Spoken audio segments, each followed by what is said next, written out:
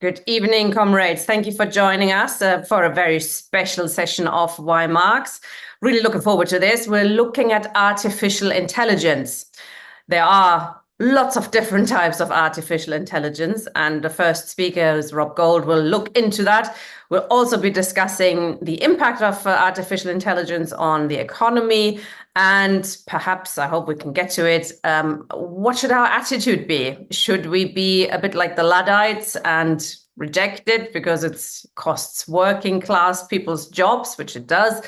Or should we try and make it our own? Can we make it our own? So with us to discuss these things are Michael Roberts and Rob Gould. Very welcome to both of you. Thank you for joining us. And we are starting with Rob. And while he's speaking, I'm going to share the screen, which I'll do now. All right. Hello, everybody. So I'm going to start off with looking at AI within a kind of Marxist framework and what that means for the left in general. The topic really landed on my feet. I just came across, I was on YouTube and I just came across a video titled "The AI Revolution is Rotten to the Core." It was actually a very interesting video. I've included a link in the presentation. I'd recommend going and checking it out. It's quite abstract. It was made using kind of modern internet, memes and current, but it really exposed the way that AI has been created, and that really set me off thinking about it in relation to general exploitation within capitalism, and what that really means for the future. So can't really claim real originality for any of the ideas I present here. It's all built on the kind of back of readings. However, I think I'm in a position to observe both AI and Marxism and kind of try and synthesize the two. So let's move on, Tina. That'd be great. So the sections of discussion I'm going to be looking at are, firstly, I'm going to kind of outline exactly what AI is. I'm not sure how familiar a lot of the audience is, so I thought it'd be good to start with that. And then I've got AI and Marx's concept of value. I've got a section on the fragment of the machine from the Grundrisse. Fragment on machines from the Grundrisse is very interesting. So, pages 690 to 780 in the Grundrisse. It's very interesting and can be refuted, but we'll get into that. And then we're going to look at AI and labor relations and some conclusions about what it means for the left in general. All right, you move on, Tina. That'd be great. So what exactly is AI? This is an approximate summation. I'm not going to bore you with loads and loads of technical jargon, but just give you an outline of what these models can do. So they are machines that deep learn and problem solve. What does deep learn mean? It means they kind of they can learn patterns, they can learn the way that language works, they can learn the ways that images move, they can approximate based on these patterns. The way they learn these sequences is through training data and algorithms that are designed to mimic human neural networks. So these really create the illusion of intelligence without being truly sentient. And AI is only as strong as its data set, the data set it's trained on. But these data sets are increasingly massive, and I mean massive. They are huge, huge things, these data sets that they're trained on. The architecture of AIs is really variable, and it can depend on the purposes that the AI is used for. When we look at some examples shortly, we'll see some of the different ways that AIs have been employed and how the architecture is kind of slightly different for each one of those. So they can be flexible, they can learn patterns, they are slow compared to humans in that sense. I'm been recently become a father and watching my 1-year-old learn what a cat is and be able to recognize the picture of a cat from quite abstract images of what a cat looks like. And she's been able to do that in a couple of months. An AI would need thousands and thousands of data sets to recognize that cat pattern and be trained on it by a manual worker. However, when they get past the training stage, they can recognize billions of inputs. So ChatGPT, for instance, is a very famous one. The current model can recognize 175 billion input parameters. So it's huge. It's based on the training it's received and continuous user feedback. There's more to it than that. There's plenty out there to read up on this if you want to know more about how these AIs are constructed. So there's a great deal of controversy and kind of moral dubiousness involved in AIs. I've titled this slide "Controversy and Moral Repugnance." If you move on, Tina. So some of the complexities that come with AI, the first one is the environmental impact and the size of AIs. These vast sums of computational power, and they can require up to 1 million square feet of land for the data sets to be stored on. They need vast access to electrical supply for air conditioning and for coolants. So they've got huge carbon footprints. The real carbon output of AI models is really unreachable from a consumer point of view. It's locked behind trade secrets. I did try to do some digging into it. I asked ChatGPT, "What's your carbon footprint?" And I can't tell you that. I was like, okay. So there is research out there indicating that it's going to be massive in that regard. Beyond the environmental impact of AIs, you've got shady business practices involved in the creation of the data sets and really exploitative relationships with labor. So these data sets that I mentioned before, they require millions of hours of labor to be able to input the patterns and to kind of go through huge data sets and scrape and what's called do something called scraping, where they say, this is a lamp, this is not a lamp, this is a lamp, this is not a lamp, and these are carried out in kind of piecemeal small-term labor practices, particularly in Bulgaria, in Venezuela, in India, where an individual job could pay as little as $1.77 for 3 hours work. They've got really harsh regulatory guidelines around this, and you could be the workers are threatened with instant dismissal for mistakes. An example of this is the Mechanical Turk image scraping process, which was carried out by Amazon to create its AI. It was massive. So that's another problem, is it's got incredibly exploitative labor practices in the creation of these AI models. Third would be that there's quite often data set bias. So, even when you're going through and scraping these images, the data that the workers are presented with is often biased. When it's been used in the past by the police force, and there was an article about this in 2019 from the BBC. The RUSI, the Royal United Service Institute, have shown that police and data analytics carried out by AI is likely to reflect the biases of officers. There was another instance where it was tried out by the police force in Michigan, and it started racially profiling people. You get into kind of these grey areas where police forces are using them to try and anticipate crime, so they create the profile of a criminal when there is no crime as of yet, and it's just very, very, very sketchy. This data bias, I think, probably the most poignant example of how data bias can be really problematic for AIs is in the use of the Lavender AI, which was used by the IDF and is still being used by the IDF to target Hamas militia cells. I would put that in inverted commas there. The Lavender AI has generated 39,000 targets in Palestine, which informed where the IDF were going to airstrike. And the IDF, in response to this data, would use what they call dumb bombs to target the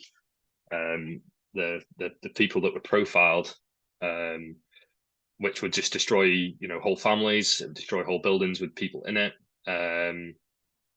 and just because they considered the targets generated by the AI to be low priority targets, but still wanted to kill them, so they would just blow them up with what they call cheap bombs, but the cheap bombs weren't precise at all. So this is the way that AI has been utilized by the state. This is the way that AI has been created, and this is the kind of cost of AI in the real terms in the world we're living in. Obviously, these are some of the kind of controversial elements. As much as there are controversial elements, it is worth acknowledging it's a machine, it's a tool. There are other uses that can come into play. So I'm going to move on now to look at AI and the concept of value. So when we're looking at Marx's concept of value, again, I'm assuming there will be some familiarity with the concept of value from capital. However, we'll go over that a little bit more. So the AI really fits into Marx's concept of value in relation to the variable capital and fixed capital relationship. So the production of commodities in capital can kind of be broken down into relationships between two types of capital: variable capital and constant capital, or fixed capital, as it's called intermittently. Variable capital relates to the role of wage labor, and fixed capital relates to the means of production, which is land, its tech, and its infrastructure. The two combined produce commodities with a variable rate of value. This value produced in this production process is an exchange value in the capitalist mode of production. The exchange value is comprised of the sum of labor imbued in the product and how much surplus labor above the cost of wages has been extracted in the production cycle. The surplus labor can only come from the variable capital aspects, because that's wage labor. There is another, and we're going to get into that, there's another aspect of surplus value in the sale and realization of constant capital, fixed capital, the means of production, that we'll go into a bit further on in a moment. So Marx's key argument in Capital and elsewhere is dependent on the fact that value and profit is only created by labor. This is not to say that variable capital is the only thing that adds value. Constant capital can add value too, but for Marx, fixed capital is representative of dead labor. It's labor that's already realized its value through the production chain. So any value added by this means of production is already been extracted from the laborer. So importantly for us, kind of Marx's concept of fixed capital is not exclusively tangible. I think a lot of people are going to get themselves in knots thinking of fixed capital as tangible. It's something that, it is the machine that it is the machine that creates the commodity with the laborer. It is always something that's directly involved in production. And it's actually no, fixed capital can be more than that. It can be roads, it can be infrastructure, it can be communications, it can be a wide variety of different forms, depending on what the production process needs. So anything that is infrastructural, anything that is structural in the production process can be classed under fixed capital. What's also interesting is that when Marx talks about fixed capital, is that he emphasizes in the Grundrisse, in the passage we're going to look at shortly, he emphasizes that fixed capital is only fixed capital as long as it's in the production process. When it's out with the production process, it's another commodity. It has its use values to the consumer, but when it's in the production process, it becomes fixed capital. So I might have completely bodged that. I'm sure there's learned Marxist ears here that are going to be able to correct that if there is any issues there. But I'm hoping you come in the comments.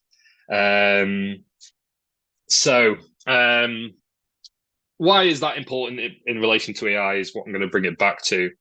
AI clearly kind of fits into the value relation as fixed capital. We have the idea that AI could be generative, it could create things, but we're not at that point yet with AI. It's not sentient. It can't be classed as value producing in its own right. It still relies on these dead labor data sets. It still relies on all these things. So it is a tool that can be used to amplify labor of individuals. That's where AI is. So it really fits with this fixed capital concept.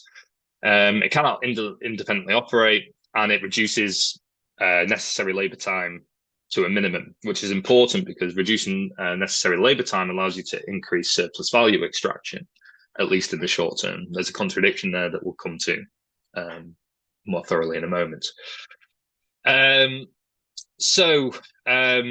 This is particularly relevant in reducing necessary labor time in the 21st century. A lot of businesses are data handling businesses. We've got a lot of services in the Western economies. So many jobs could be affected by AI in this aspect.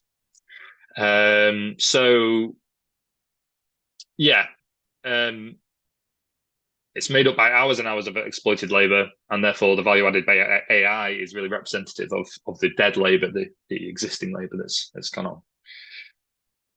So moving on, Tina, finally, I'll try and speed up a little bit. I know I've kind of got a lot to get through. So I've got some quotes from the Grundrisse here. The Grundrisse, I think it's worth outlining a little bit more about the text. I'm sure we've referenced it before in the group, but I'll just go over it in case anybody wasn't in previous meetings. The Grundrisse is written before Capital. It's the notebooks that kind of were involved in the formulation of Das Kapital. And such, that many people would say that the writings in the Grundrisse are the formulaic precursor to Capital. They are Marx's notebooks on the creation of Capital. And they include ideas that aren't fully threshed out in the 2 volumes that were published before his death. But then it could be argued that these aren't the finalized thoughts on some of these issues. So take the coming sections with a pinch of salt, I would say. But they are incredible in their foresight. So Marx, when he's writing, he's referencing the machinery of his own day, but already kind of sees the underlying drivers in technological innovation presented by the capitalist mode of production. So we've got quotes here. This first quote I'll read. "In no way does the machine appear as the individual worker's means of labor. Its distinguishing characteristic is not the least, as with the means of labor, to transmit workers' activity to the object. This activity, rather, is posited in such a way that it merely transmits the machine's work and the machine's action onto the raw material. The worker supervises it and guards it against interruptions." So here Marx is expanding on the kind of ideas of alienation that you can see consistent with Capital. And again, we can see this directly relating to AI. The AI is working itself. A big theme through this section of the Grundrisse is the idea of the kind of alien intellect of the technology that Marx talked about. Technology from his own day, that this is the genius of that is alien to the worker. The worker does not understand how the machine works, and yet uses this labor, uses this genius in the production process. So it's this alienating factor. It's another step of disassociation from the worker to the means of production, to the production of commodities. So there's another quote: "Development of the means of labor into machinery is not an accidental moment of capital, but is rather the historical reshaping of the traditional inherited means of labor into a form adequate to capital." I think this phrase "adequate to capital" is vital throughout this section. He does refine this a little bit more in Capital. The accumulation of knowledge and of skill of the general productive forces of the social brain is thus absorbed into capital as opposed to labor, and hence appears as an attribute of capital, and no more specifically a fixed capital, insofar as it enters into the production process as a means of production proper. So, here he's talking about the way in which society is bent towards capitalist production. The general intellect, the developments in science and in technology are bent towards this relationship between necessary labor time and surplus labor time, and that capital is constantly demanding new innovations in this way from science and technology, which it meets. So Marx highlights here that the use value of fixed capital is dictated by how it can impact the circulation of capital. So I'm kind of backtracking a little bit here, but when the fixed capital is exchanged between capitalists, it is exchanged for a use value that determines its exchange value to a degree. the greater the rate of exploitation of the fixed capital, the greater its value to the capitalist. So, always remember that they're trying to reduce that necessary labor time. So something like AI is really a kind of pinnacle of this. It really reduces necessary labor to a minimum, and therefore, it has a high value in capitalist productive processes. It's how quickly it can take the material of labor and transform it into a commodity is also important, and the little necessity it needs that. So, it's also related to the circulation aspects of capital. How quickly can it increase turnover time? How quickly can it realize value embedded within commodities? So, individual capitalists who fall behind this technological wave are left behind, or they have to diversify into other areas. So it kind of forces when a serious change happens in the means of production, all capitalists kind of have to leap forward with it, or risk their extinction. I think this is an important kind of point about competing capitals as well, which changes the impacts that this can have. The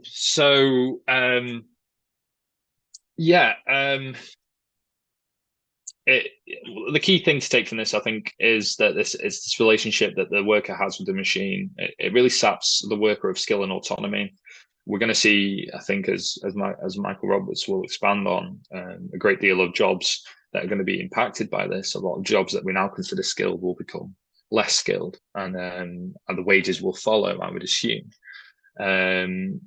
So that's really my part on this section. If we move on to the next bit, Tina, which continues talking about the Grundrisse and capital.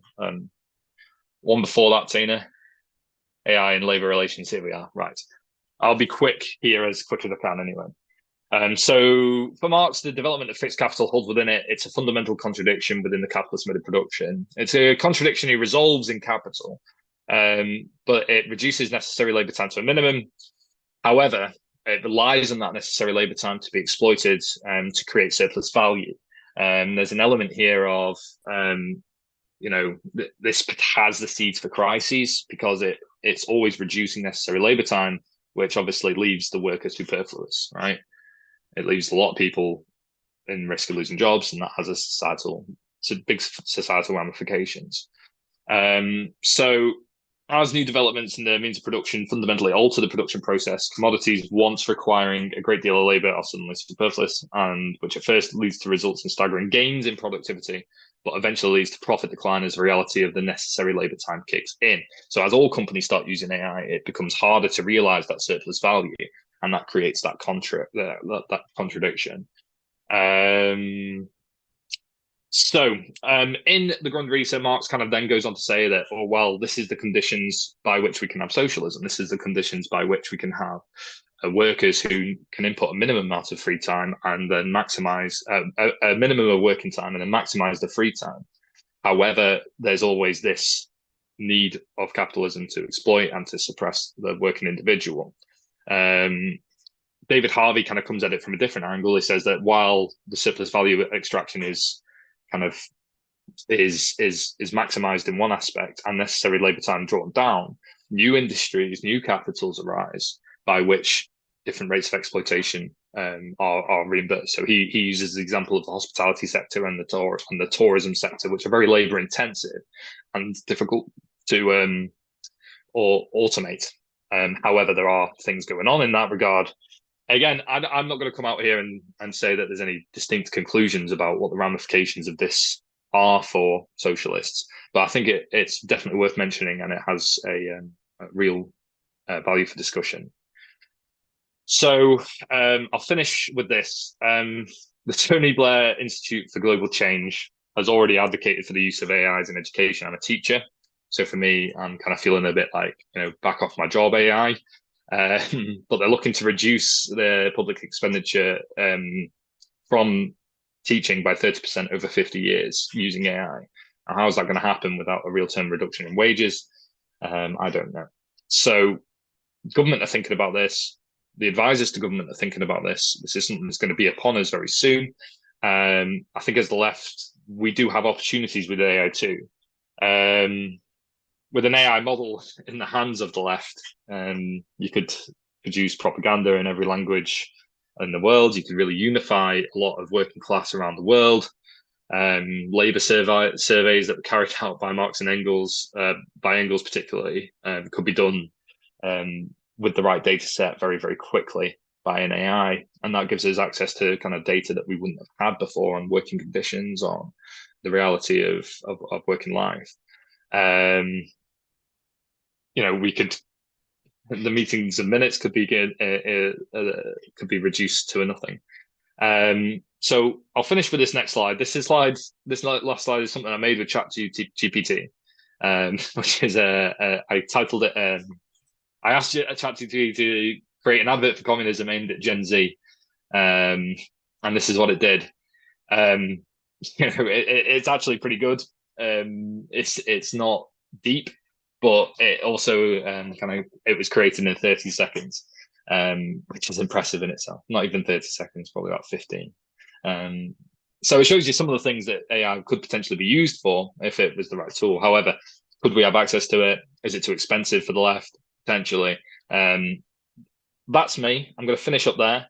I hope to have some good questions and to have some good debates in the chat afterwards.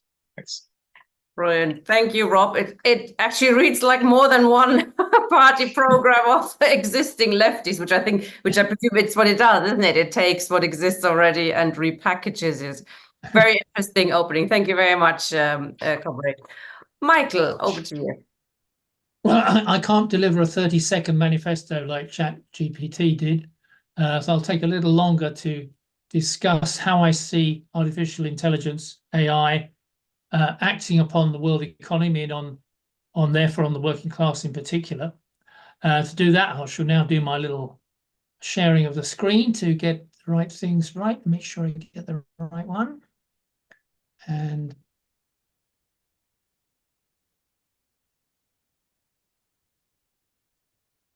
whoops. Right, so everybody can see that, I hope. So artificial intelligence, a way out for capitalism in crisis, ?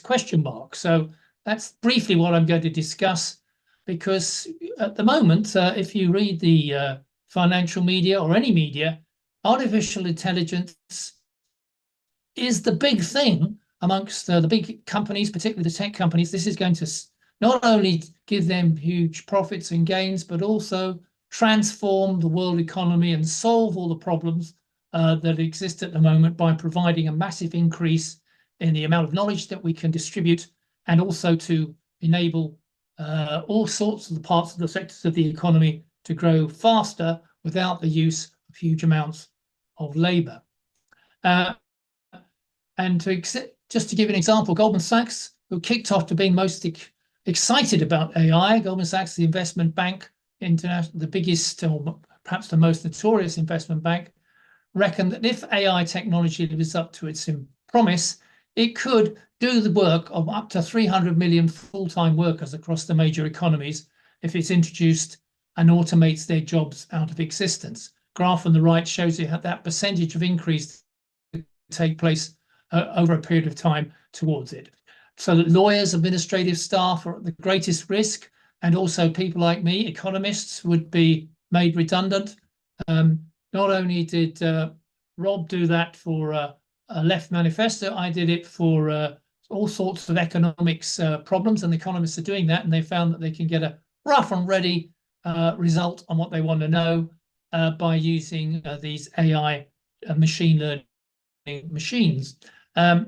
They calculate, Goldman Sachs, 2/3 of jobs in the US and Europe are now exposed to some degree of AI automation, and based on the data on the task typically performed in thousands of occupations. So the first thing to say is that the purpose of AI, as far as those who control it and are producing it, is to reduce the amount of human labor that they would have to use in order to deliver their products or their services into the market.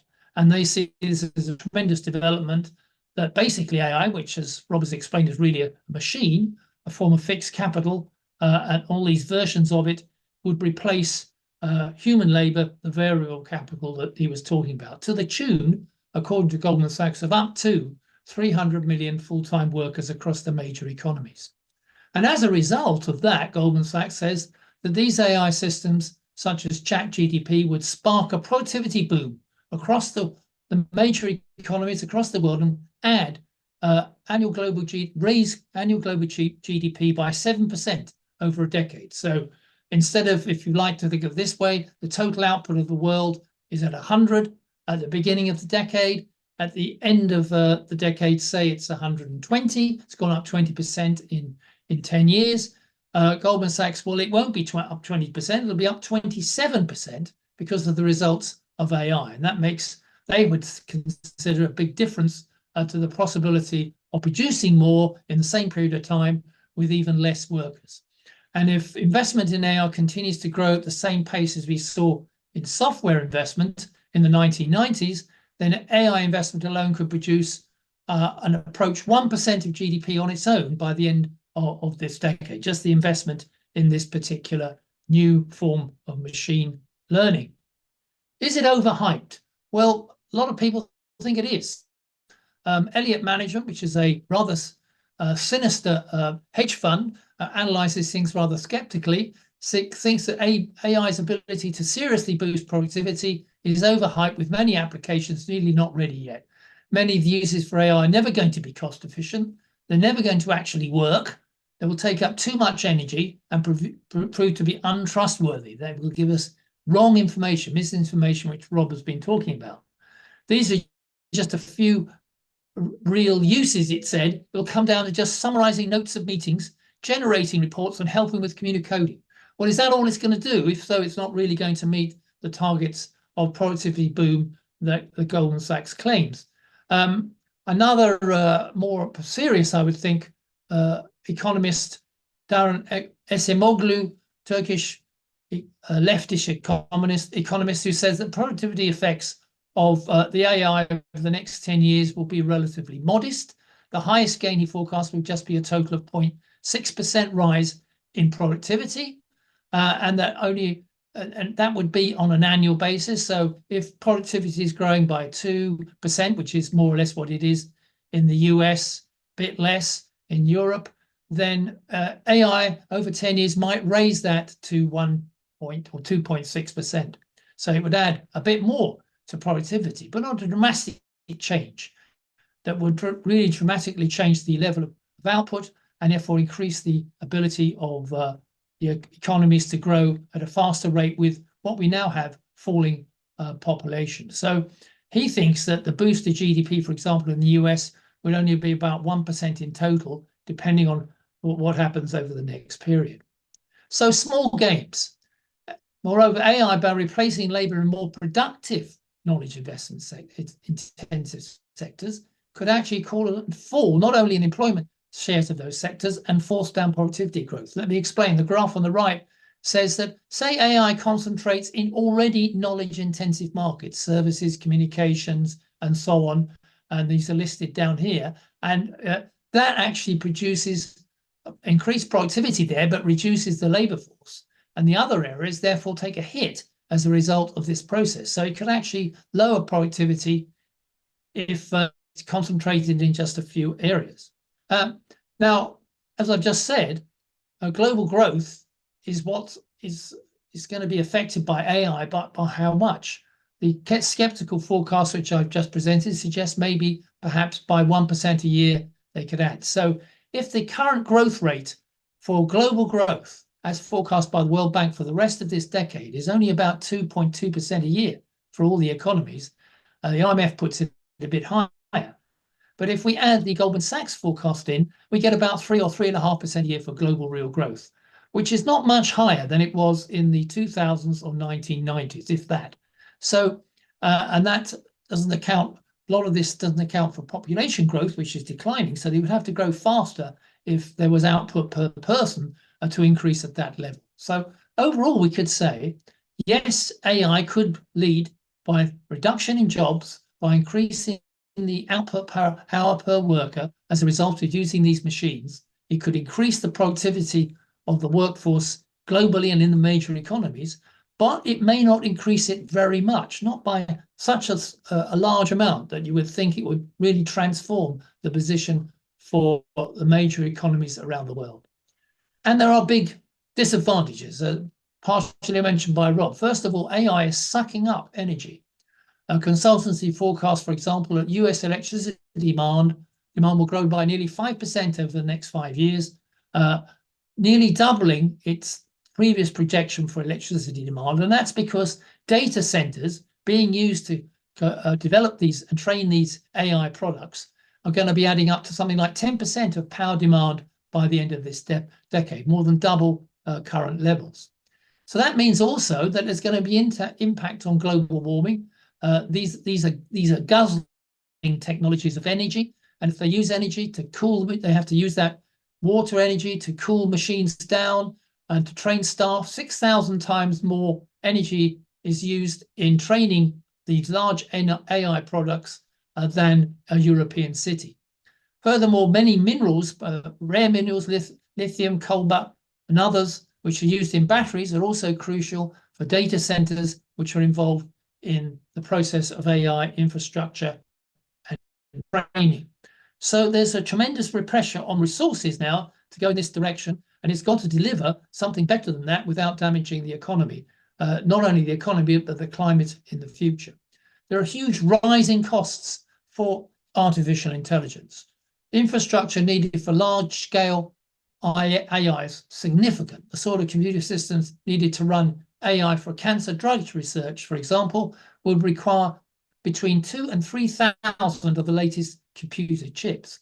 The cost of such computer hardware could easily come in at upwards of $60 million, even before the cost of other essentials. So just in one area where AI might play a role, there's a big increase in the cost per involved in producing the infrastructure and delivering some new innovations that come from the process. And that brings me to the question of, as in a way that Rob has mentioned, AI for profit, which is what the big companies, the tech companies, are hoping for, and AI for social need. If we remember the OpenAI, which was founded by a man called Sam Altman, his aim was to produce OpenAI. So we'd have AI, which everybody could use for their own benefit, ChatGPT 0.3 or 4 and so on, and that this would be for the world and not for any specific companies that would control it. Well, he soon dropped that position because the other founders of his company, OpenAI, found that he was actually organizing separate companies that would be profit-making and would control the gains that the developments that we were making AI in those. And they tried to remove him from OpenAI, but eventually he was able to re-establish his position within the company. And now with Microsoft coming in and basically owning OpenAI, Altman has become basically the representative of profit-making in artificial intelligence. So AI under capitalism is not going to be innovation aiming to extend human knowledge and improve the general conditions of humanity and reduce the toil, reduce the hours of work, create conditions by which more machines can do drudge work, and we can concentrate on innovating and creative ideas. It's going to be innovation for making profits for capitalist innovators like Sam Altman. It's very interesting to note that only this last few weeks, the state of California is preparing a safety bill, which is directed at AI models that cost more than $100 million. So we have such models already to train. Roughly the amount required to train today's top models, 100 million. And the idea is that they want no models can come on the market and be used unless they meet certain safety conditions, that it's transparent, but they're not misrepresenting the knowledge. They're not creating conditions by which you can have dangerous processes being developed as a result of AI's out of control. They want some sort of regulatory safety control over AI. This has been strongly opposed by the top tech companies, as you can imagine. And that this is a fast-moving target because one chief executive said that these cutting-edge AI models, maybe 100 million now, but they're going to cost 1 billion or even 10 billion to train in the next few years. There's a massive infrastructure increase going on in terms of spending and investment in this area, and yet there's no control over what is being produced as a result of that. Dan Hendricks, who's the director of the Center for AI Safety in California, says that opponents want governments to give them a blank check to build and deploy whatever technologies they want, regardless of the risk or harm to society. Now, Rob raised the point that actually what we get is a contradiction within the development of capitalist accumulation between investment in machinery and investment in human labor. Human labor, in Marxist theory, is the only part of labor or work, if you like, which is actually creating value, which a capitalist can then appropriate into the form of profit, control the commodities that produce, employ the workers there, and then use that to invest in further production and more profit, competing against each other. But the best way to reduce production costs, increase productivity, the cost per worker, is to find new machinery, innovative machinery which can replace workers. So AI is another form.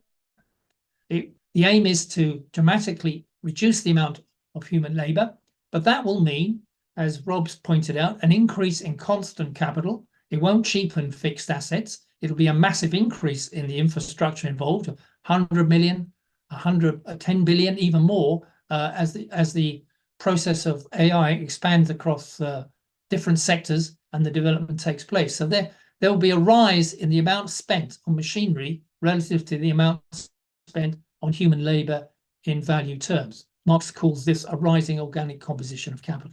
And that, in his theory of the tendency of the rate of profit to fall, means that there'll be downward pressure on the average profitability in the major economies. So we have a contradiction.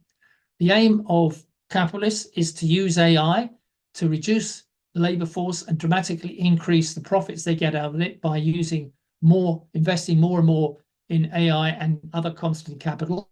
But in so doing, they come into a contradiction with the possibility that the profitability over time that they make will fall. And that pressure between falling profitability and rising productivity is the issue that is always at balance and struggle within the capitalist process of accumulation. So we have a dramatic investment explosion going on in the tech giants and beyond. Are spending over 100 trillion in AI investment in the coming years. Will this large spend ever pay off, or will it actually lead eventually not to an increase sufficiently in productivity and more profits for these companies, but actually a fall in the overall profitability?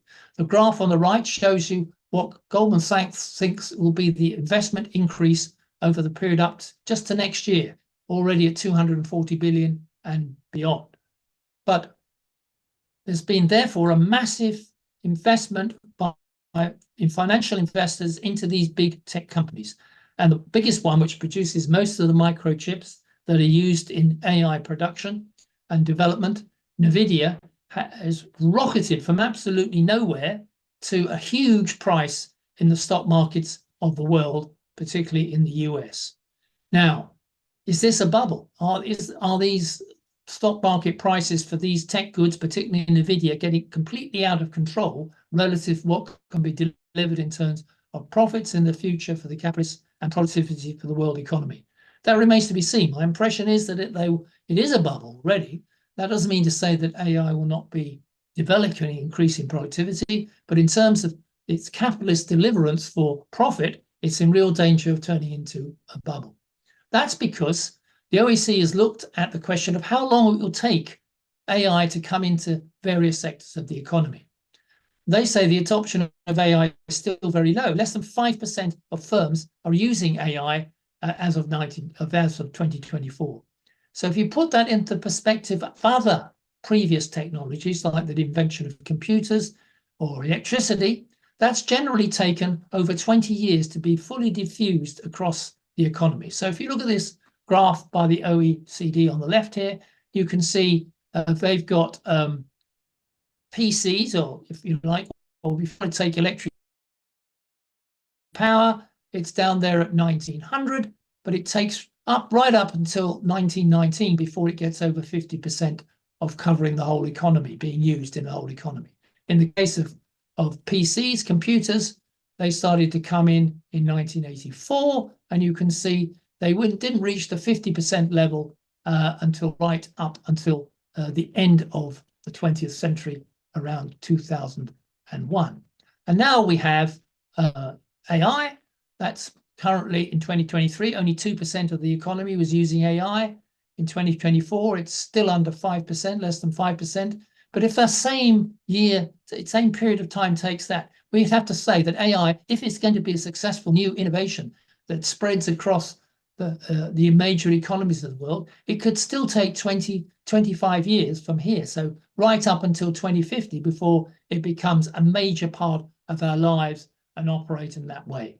And yet the huge investment being put in by capitalist companies now, and the stock market prices rocketing, clearly is way, way above the likelihood of introducing these technologies over the period of time that will really have an effect on productivity in our lives.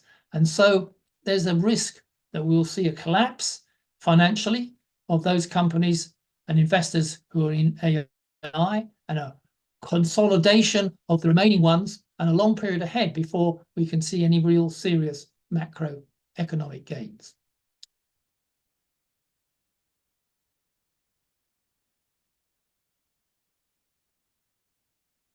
Thank you very much, comrade. Could you switch there you are. Good.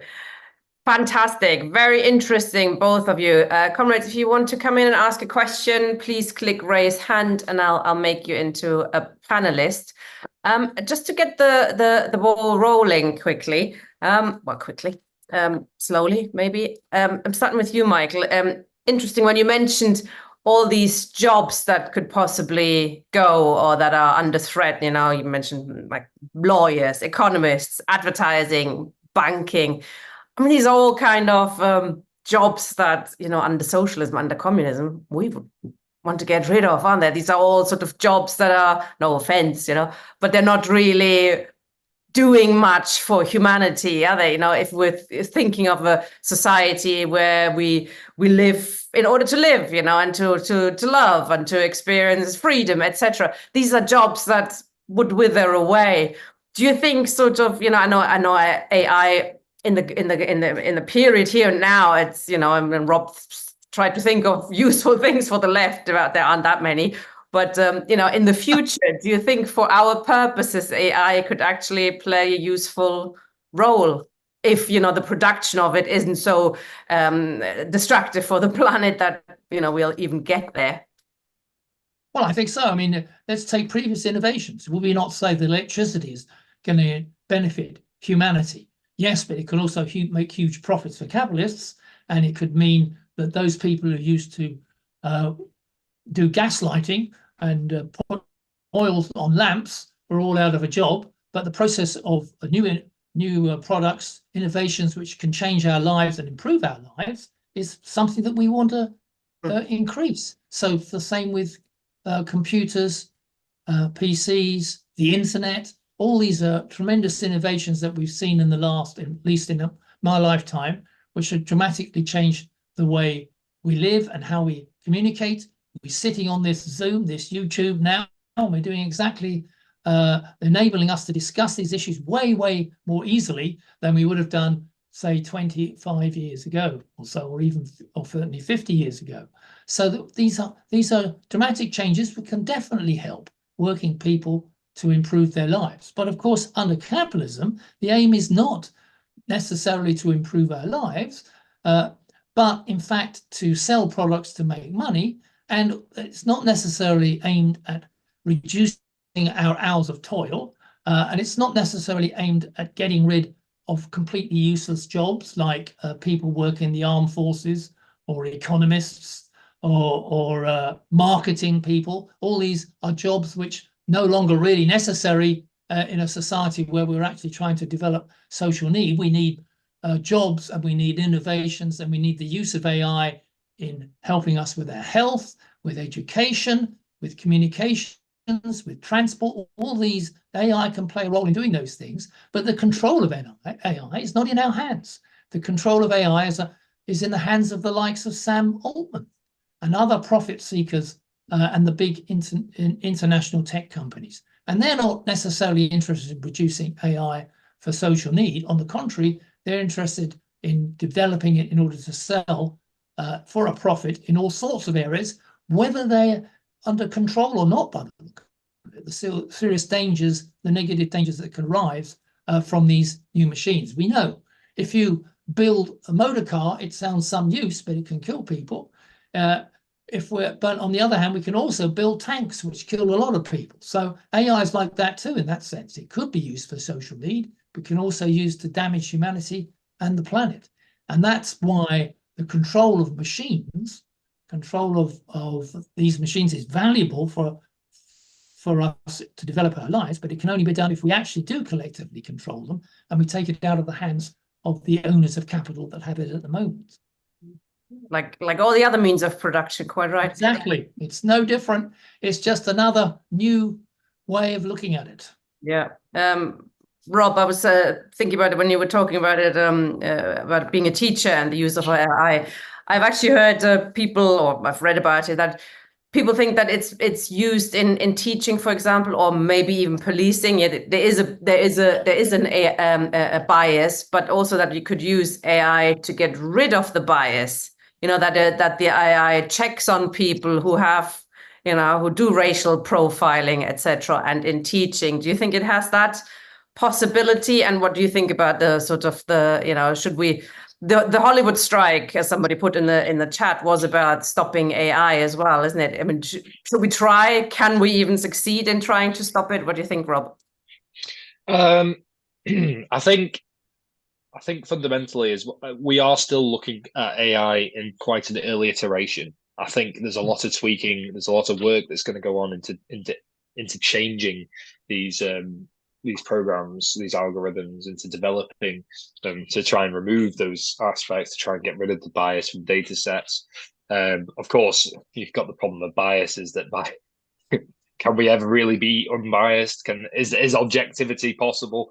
I don't think it is in data. And I've looked at a lot of it. As a teacher, I definitely don't think it is possible to get rid of bias. I mean, don't get me wrong, for a teacher, there's a tremendous amount of value in an AI. If I had an AI that would mark my work, if I had an AI that would help me plan lessons, that would allow me to differentiate for different learners, that would be a fantastic time save. But, the real term concerns with that is that it's a de-skilling of the role. It's that alienation that Marx is talking about that I think is the real problem with AI. It takes you away from the craft of the labor. And it's, as Mike kind of points out, I do think that it's going into areas that are, a creative luxury for humanity. It's not taking the jobs of the dull jobs. They're using it for content creation. I think you can. I don't know. I don't think we should be Luddites about it. I think we have to kind of roll with the times to a degree. But we have to accept that there's probably going to be some change on the back of it. But I do think as well, Michael has a good point about, is it a golden calf? Is it something that is nothing? Is it going to? And even if it is something that is nothing, that's potentially exciting as well. That's a potential for crisis there, though, when everybody sinks money into AI and then they lose it because it's actually not worth what it's built on. But we have to remember we're still relatively early on in its development. It could change entirely. Where crises are not necessarily leading to the working class being in a better position afterwards. When you can have crises that can't be exploited by the working class. Ian.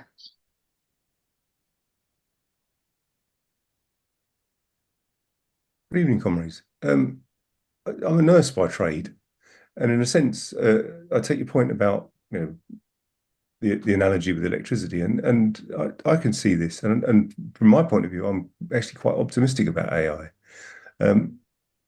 If I did a postdoctoral research assistantship on the history of ultrasound. And if you look at ultrasound, when it first came out, it had to be a very technical business. It had to be operated effectively by experts. It had to be, it was big cumbersome machines and all the rest of it. And I've looked at the effect of it on the professions, occupational groups which were relatively privileged and guarded their privileges jealously.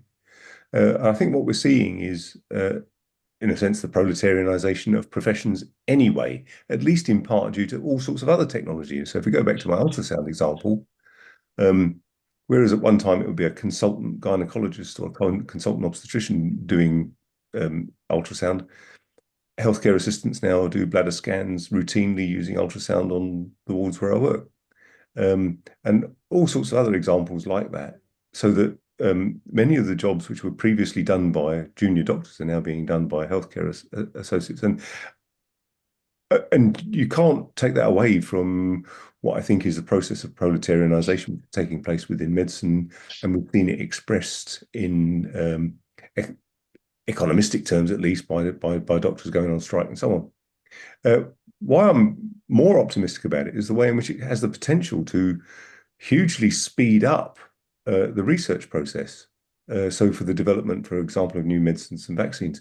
Of course, what that means is that'll be in the hands of big pharma. That'll be in the hands of the bourgeoisie, effectively. And so something which is potentially hugely liberating to humanity is then monopolized. And as we see already with drugs and the very long kind of copyright that they have on the production of new medicines. So what you end up with is huge costs associated, so that drugs and vaccines and things that people need are out of the reach of the poor. But potentially, at least, AI has the capacity to mean you could bring. I mean, look at the speed at which the COVID vaccine came in. Imagine that accelerated by 10 times. And that's what I find it hugely optimistic about it. But of course, it's the social relations that have to change. And without that, it'll be just used to enslave us all the more. The only other thing I can think of, and it's not just about the proletarianization of professions, but the extent to which it will accelerate that tendency of the rate of profit to fall and accelerate, in a sense, the crisis of capitalism. The important thing, I think, is for communists to be there to explain what's going on and to understand it, and rather than simply oppose it, say, we want to embrace this for the good of all humanity and not just the big pharma or whoever else can take it over. That's all I want to say. Thank you. Thank you, Ian. Either of you want to say anything on that issue? Michael or Rob? Go on, Rob. Yeah. Yeah. I think that was really well put, Ian. I think you have to really, you're right, kind of about the proletariation. I can't even say it today.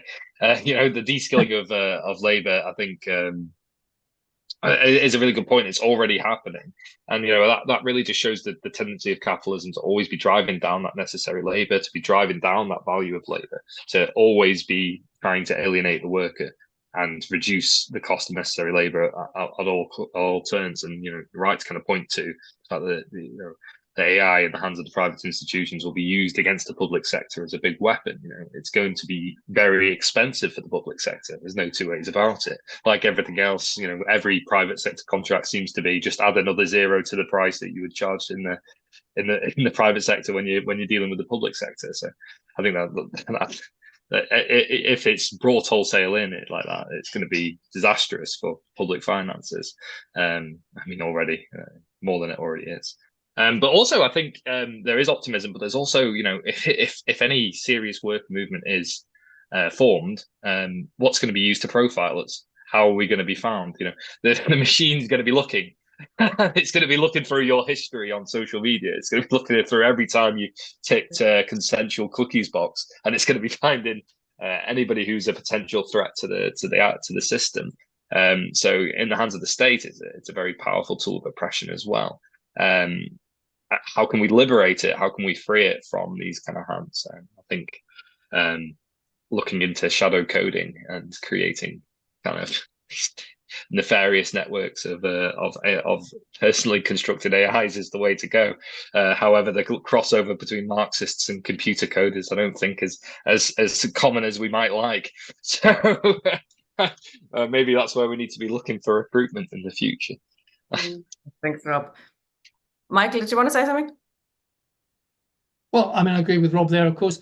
I was just thinking, what as Ian was talking there, that you've got a situation here where it's very similar to what we've seen with the internet, for example, a huge expansion, which has created conditions for capitalism to really expand their industries using the web, using the internet connections, and for the military to operate all their weaponry that they're bombing various parts of the world at the moment, using that. So it has a good and a bad side to it, as you can see. And in the case of working class people, we can communicate much better with social media. We can organize action in the streets within minutes through the internet and so on. On the other hand, as Rob just pointed out, the deep state has got us all tabbed, and no doubt this has all been recorded somewhere in some AI learning machine already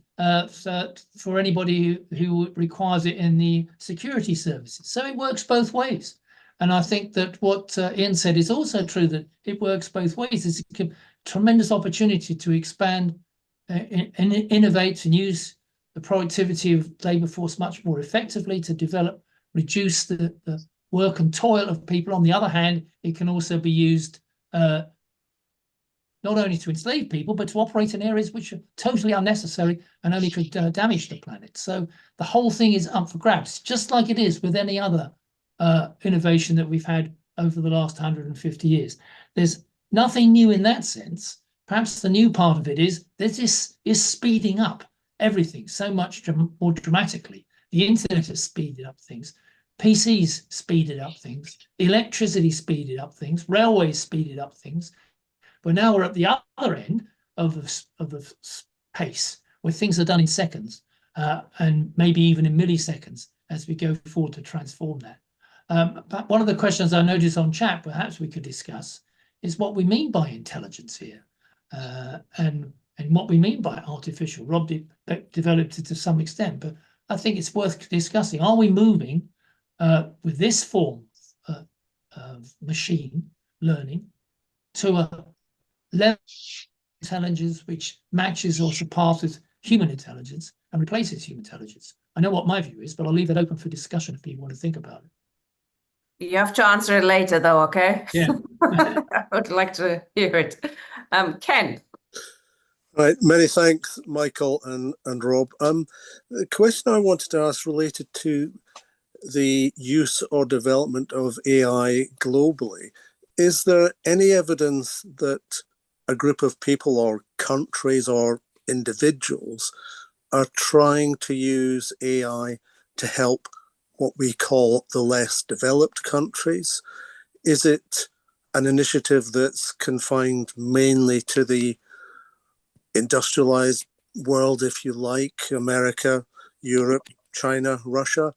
Or is there, is anybody thinking of establishing a foundation, for example, to make sure that the benefits of AI go to the less developed countries and aren't simply there for the greater enrichment of countries that already have more than enough wealth for their needs? So I'd just be interested to know if there are any such developments in existence or in the offing or thought about. Thank you. Anybody know of you two? I don't. Rob probably knows better than me. I don't know. Well, I don't know about any kind of philanthropy, going on with AI, and that, is there any attempt to use these as structures? But I do know that they're being used as bases of exploitation for the production of these data sets. Like I said in the start of my talk, in Brazil, in Venezuela, in Bulgaria, in countries that are less economically developed, these are the places where big tech goes to farm piecemeal workers to get people to do things for below any standard of labor that we would recognize in this part of the world. So I don't think it's got a particularly good relationship with that. Over time, you might see it becoming more normalized to use AIs to assess the economic viability of a particular industry in a certain country, to use data sets to create a prime economic directive for different parts of the world. But I would say that at the moment we're still behind on that. They're still waiting for it to work in Western economies, I think, before rolling it out wholesale elsewhere. Thank you. Okay. Michael touched on the question by Peter. So Peter, do you want to come in now, Peter Kennedy, to ask the question? And you had other comments on there as well. Hi there. Hi. Yeah, I haven't really done much, in the way of thinking too much about AI, except the popular discourse. When you look at media and journals, and it's crept into the popular imagination, which is one reason why we're discussing it as Marxists. But the thing I always find difficult sometimes is getting a handle on the terminology and artificial intelligence. It's important because this is like an umbrella term for quite a lot of, as I understand it, quite a lot of the disparate technologies, based around the internet, digital encoding, and of a variety of labor processes as well. And so when great things are claimed of something, it's always a good idea to kind of like define it.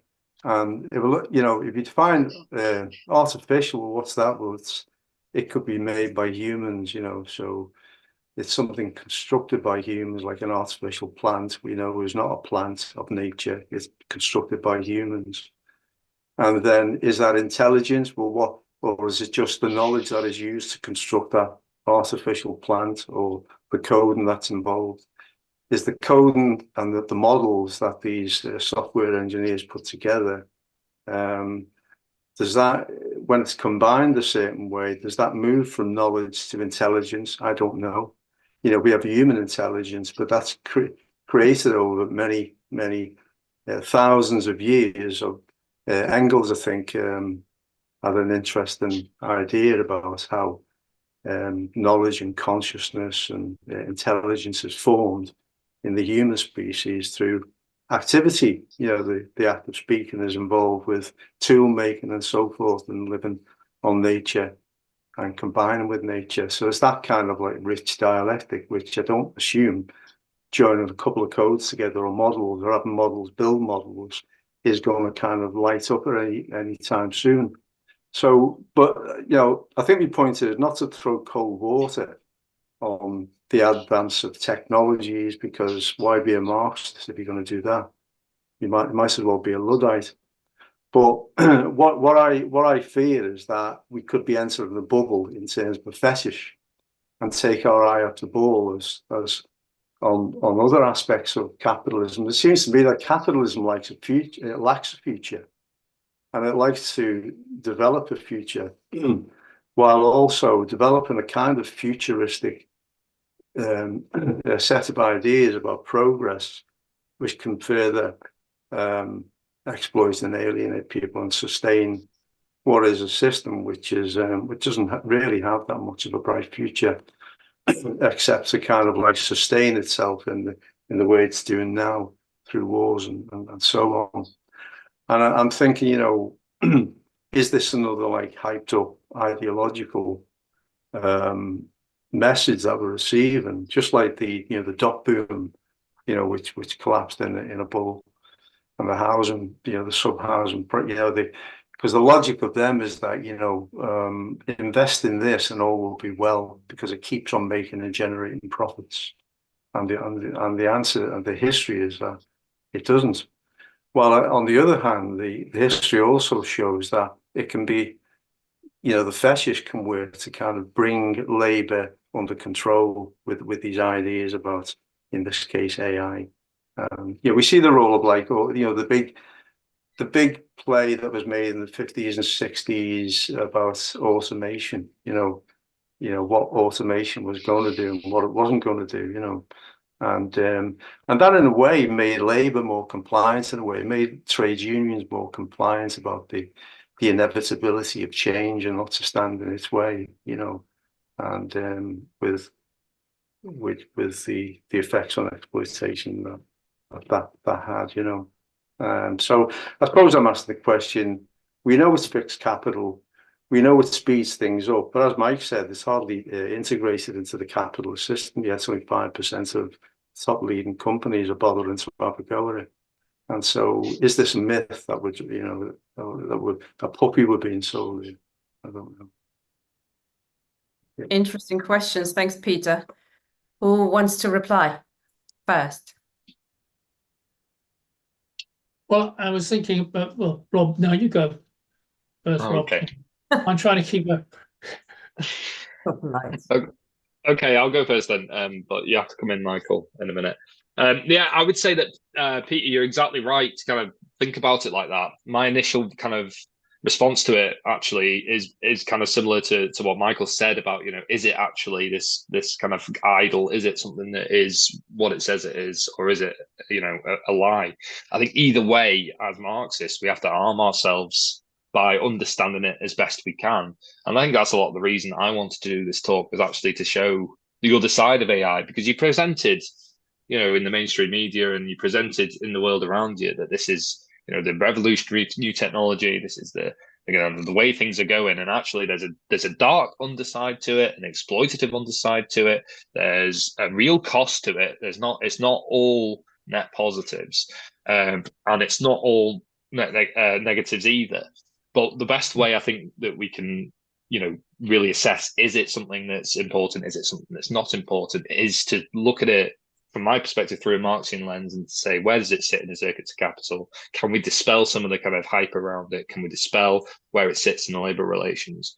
And can we kind of show it, lay plain the ambitions of capital in that way? Well, I think Michael did a brilliant job of that, and laying plain, we've got all this capital flock to it, all the money that's going into it to try and develop it, to bring it into fruition. It shows us that the capitalist thinks it's important. They think it's going to be the next big thing. Whether it is or not, I think we can say that that's the whole reason we're having this discussion. I think it's very important to always keep that fetishism in mind. Thanks, Rob. Michael. I just stand on the question of artificial intelligence. I think Peter asked the question, artificial in what sense? Well, I think Rob could correct me, that artificial here means basically machine intelligence. It's saying this is not human intelligence.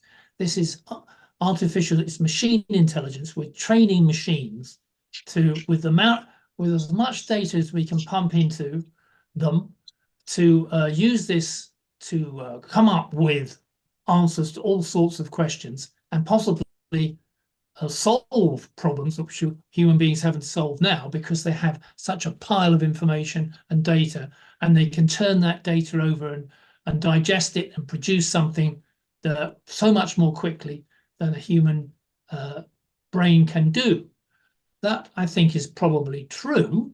But what is different, it seems to me, is that when we go to the second half of AI, is it intelligence?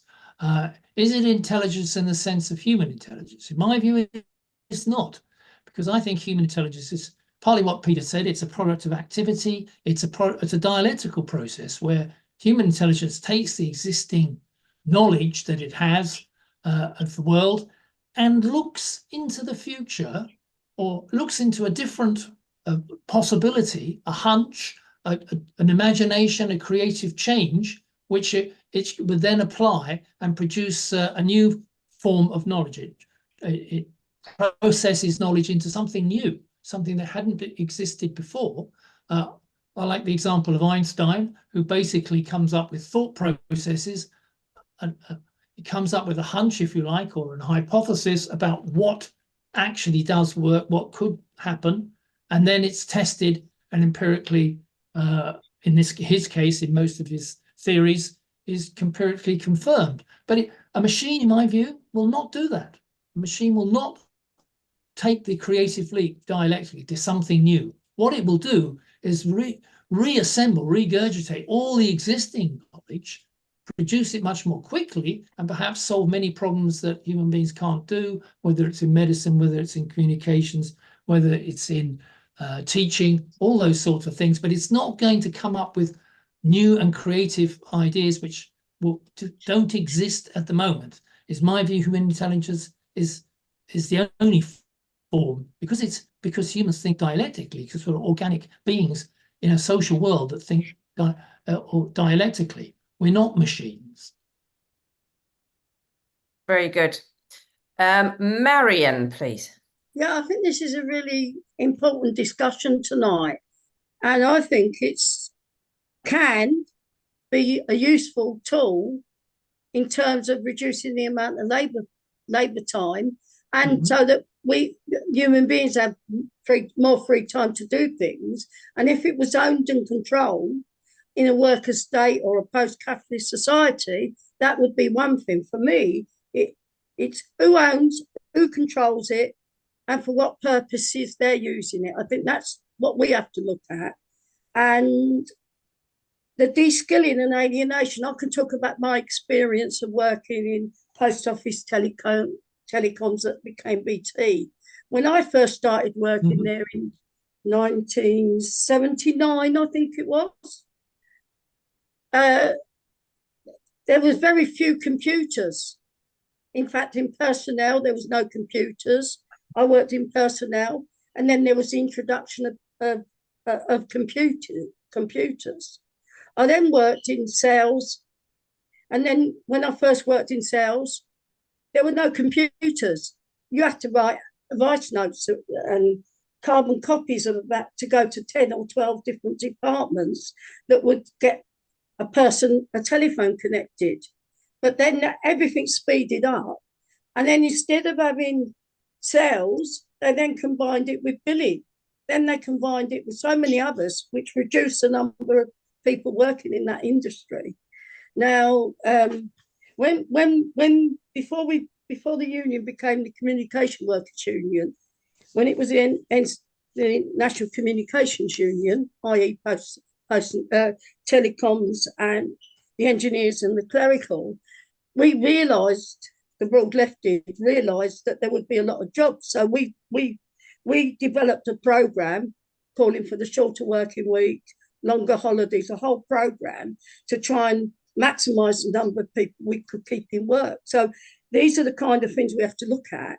But it can be a thing that, if it's utilised properly, could be a great use to humankind and human beings.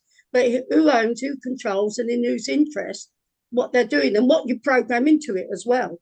Because, somebody's got to program it. Well, what are they putting in? Because if you put rubbish in, rubbish is going to come out. So all these kind of questions. But the key thing for me is we have to start thinking about alienation is a big thing as well, but the de-skilling.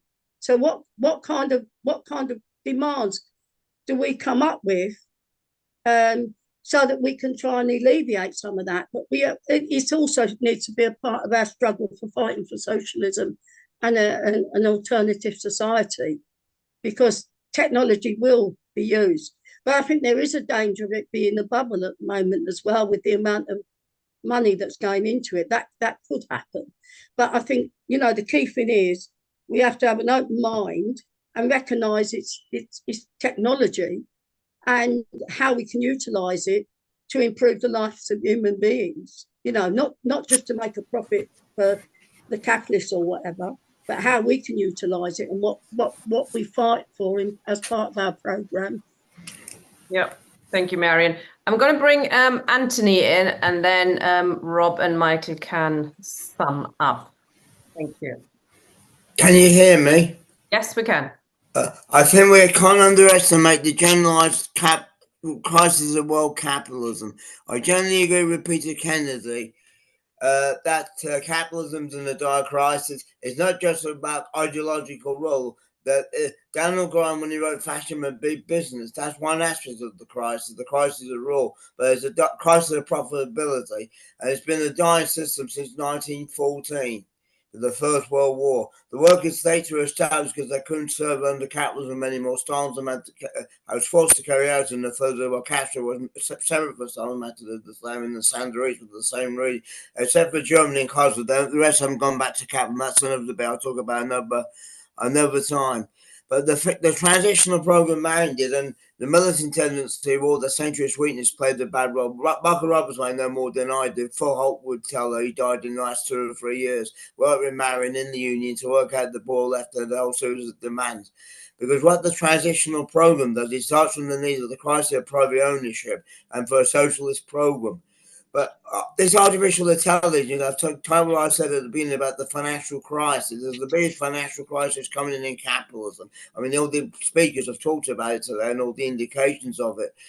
But what we need to do, we also need a program for the middle class who's going to be effective, like Michael says, because we can't allow them to be totally pauperized. We got to fight for a working class struggle for power, but you also have to have demands to have elements of small business in the workers stay in transition, and then to defeat big capital. Because if you don't do that, there'll be a move to the right, and there's big dangers of that happening as well, because of the right wing despair. But I think the rise of the communism among the youth, which the RCP reflects partly, although they've gone ultra left in a lot of respect, affects the move for a new society. It's going to come out of these new crises. But it's going to be, I mean, it could be bigger than 2008. All these companies, the mass could go down and everything. But in all the imperialist countries, so I don't think the masses are going to put up with much more. But we need a well-communist economy. I'll finish on these remarks. I mean, Russia and the Chinese blocks are moving through the BRIC. Turkish imperialism shouldn't be in there, but they're now taking on the imperialist powers. I mean, that's very important. And Russia's threatening a nuclear war in the last couple of days if they get those long-range missiles. They heard down the Russian and get an RT rumble. The capitalists are watching, but they don't want the masses watching, and that's getting dangerous. Then you got the environmental crisis, so you got an explosive cop clock. But they could engineer a boom if they wanted to. After the Second World War, major massive destruction of the productive forces. But don't be surprised. I mean, if there's an upheaval, they feel threatened. I mean, the other thing we could talk about, they don't want the young people going on social media, coming across communist and Trotskyist ideas. They want the maximization of the profits without any democracy, and that's very important to point those things out. But like Bear's speech of those, I'm not harming the harm. I've had a Bear for a few weeks, so I'm more stable. I'll leave it there now. That's all I wanted, basically. Thanks, comrade. Thank you.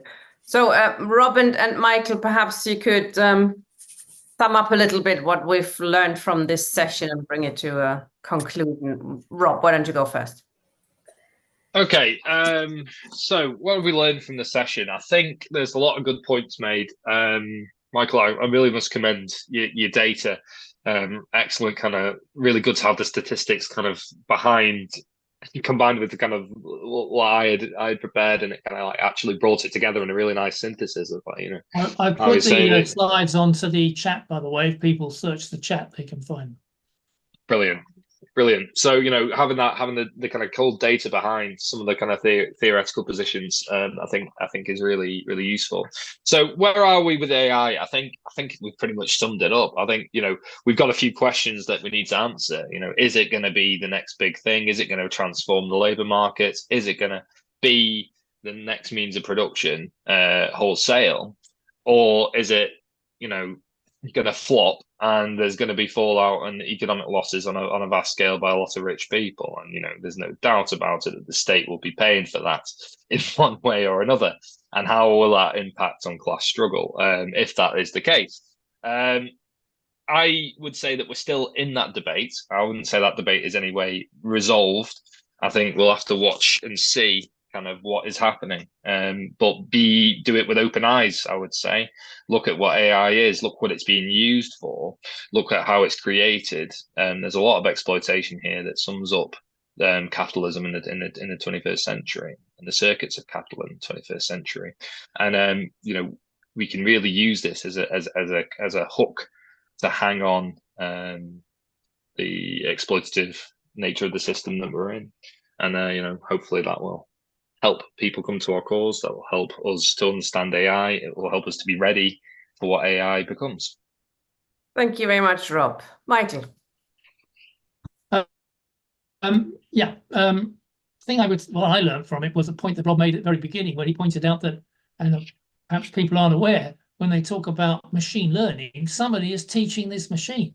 And there are hundreds of thousands of workers across the world feeding stuff to these various artificial intelligence language learning machines in order to then regurgitate this information and speed it up to deliver it to solve various problems. So already it has a sizable section of, if you like, a semi-tech workforce working at generally globally at very low levels of income and for long hours to make these things work and get them to improve. So that's the first thing to remember, that it isn't on its own. It's not doing its own thing on its own. Human beings are still heavily involved in this, and they're being heavily exploited by the companies that are organizing them to do it.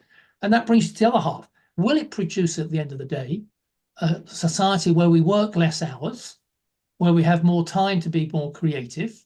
As a result, machines doing lots of things which at the moment human beings have to do, whether it's drudgery and manual toil, but even in the levels of mental labor that people are involved in, to make calculations, to make diagnoses, as one comrade mentioned in the medical field. Will a lot of things are taken by these machines, these learning machines, and will do that more effectively and accurately, which is still up to debate, for that, and therefore allow us to have more hours of not leisure, but things that we can do more creatively in society? Well, the answer is, under capitalism, no. What will happen is that a lot of people will lose their jobs. Actually, hours of work won't fall. I mean, I was just reading the other day that the male labor force of the United States works, the male labor force, not the female labor force, is working on average between 44 and 46 hours a week, which has been the situation probably for the last 40 years. So nothing's really changed in terms of the hours of work that people are putting in. They might be doing a little bit more at home than in an office and so on, but nothing's really changed in terms of the hours of work, despite all the tremendous innovations that have taken place over the last two generations. So I think what will happen if capitalism is still in control of these artificial intelligence machines, then it will be less work for many people, but still long hours for those that are still being employed, and not necessarily at good money either as a result of that process. So that's one thing I drew from this discussion. And I think what flows from that is what Marion said, that it depends on who has control, social control with these machines, all innovations, all the processes of capitalist production. If working people have control through democratic planning, then we're in a position to guide all those uses in the right directions for social need and away from private profit, and also in the directions of reducing toil rather than increasing it at low levels of wages. It's an issue which is the basic contradiction in capitalist production anyway. So AI is no different from that. Perhaps the new thing about AI is the second part of that word, intelligence. Is it creating a whole new level of intelligence that we hadn't had before, which will remove a lot of the process or even replace humanity? I think it will remove a lot of processes, but it won't replace humanity in terms of human intelligence. Will there be a crash or will there be a boom as a result of this? I think there possibly could be both. We're going to have a crash, I think, because it's way overhyped. The financial investment in AI is just ridiculous. And the price of the stock market of the AI companies is ludicrously high compared to what they're delivering, less than 5% impact upon the world economy yet. That will change, however. So like the dot-com boom, bust, we had the bust, but then the internet did play a role in society. So we'll probably see a development of this helping towards raising the productivity of the world economy, but maybe not the world, only the most important major economies. And the global south will not really benefit from this very much, except to be used as the main labor force for making these machines learn. Absolutely, as often happens within capitalism. Thank you very much, both of you. Fantastic session. That was really good. Thank you, Rob, for suggesting it. It was your your proposal that made us think about it. Absolutely a fantastic session. We'll get the slides to comrades who couldn't be here and put the video out as soon as possible. Comrades, next week, I'm pleased to say we're starting a new sub-series on imperialism, led by Ian Spencer and Matthew Jones, and in a period of raising tensions and, you know, imperialism going through yet another war being on the agenda, it's really important that we understand what's going on and how we can oppose it. So thank you very much, comrades, and we'll see you next week. Good night.